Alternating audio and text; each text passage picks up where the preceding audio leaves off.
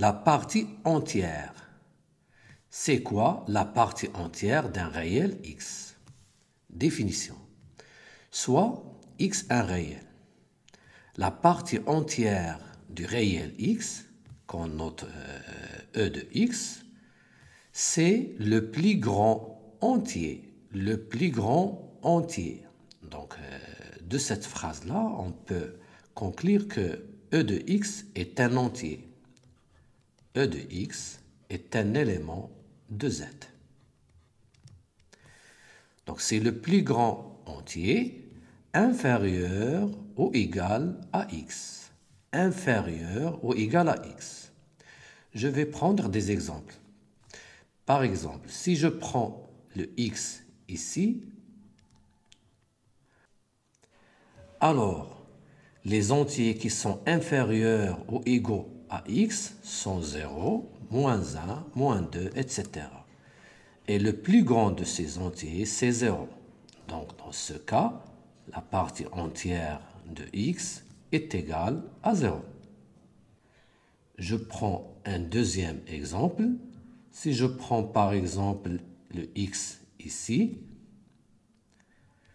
alors les entiers qui sont inférieurs ou égaux à x sont 2, 1, 0, etc. Et le plus grand de ces entiers, c'est 2. Donc, la partie entière de x est égale à 2. Dernier exemple. Par exemple, si on prend le x, c'est le moins 1. Dans ce cas, les entiers qui sont inférieurs ou égaux à moins 1 sont moins 1, moins 2, etc. Et la partie entière de x, c'est moins 1. C'est-à-dire que la partie entière de moins 1 est égale à moins 1. En général, si on pose k est égal à la partie entière de x, bien sûr avec k un élément de z, alors le x est compris entre k et k plus 1. Attention, le x ne doit pas être égal à k plus 1, mais il peut être égal à k.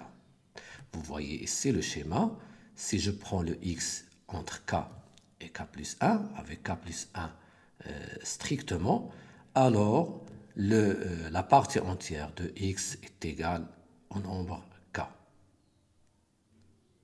Exercice d'application. Calculer la partie entière de racine carrée de 2, la partie entière de moins 3, etc. On va commencer par la partie entière de la racine carrée de 2. Allez-y. La partie entière de la racine carrée de 2 est égale à quoi?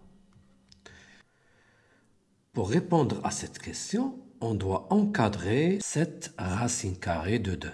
Bien sûr, entre deux entiers relatifs successifs. Or, on sait déjà que la racine carrée de 2 est comprise strictement entre 1 et 2. Et si on regarde la droite gradiée, ce racine carrée de 2 se trouve dans cet intervalle. Donc, d'après la définition, sa partie entière est égale à 1. Donc, la partie entière de la racine carrée de 2 est égale à 1.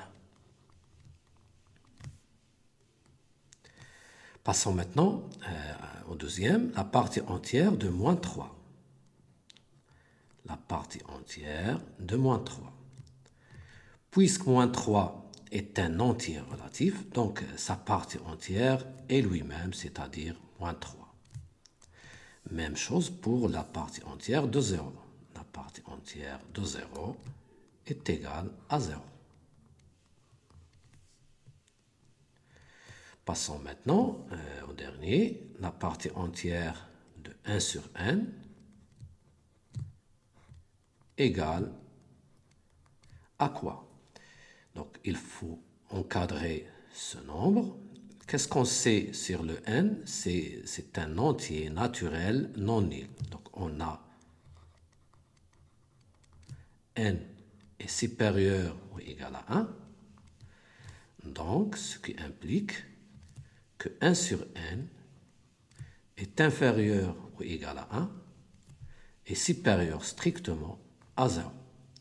Donc, on se trouve dans cet intervalle, mais le 1 est inclus. Donc, on a un problème ici.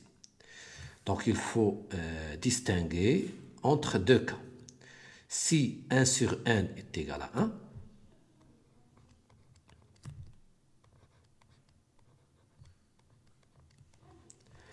alors, dans ce cas, sa partie entière